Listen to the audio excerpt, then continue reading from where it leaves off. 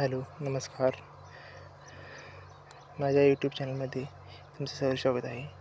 आज आपलं काम चालू आहे झेंडू लावण्याचं. ही आहे व्हरायटी कलकत्ता झेंडू. काल आणलेली आहे आणि आज जरा पावसाचं वातावरण नसल्यामुळे आपण आता आज लावण्याचं काम करत आहोत. तर ही अशी गरे काढून घेतलेले आहेत बारके बारके. ही भुईमुग आणि ऊस एका बाजूला आपण लावत आहोत.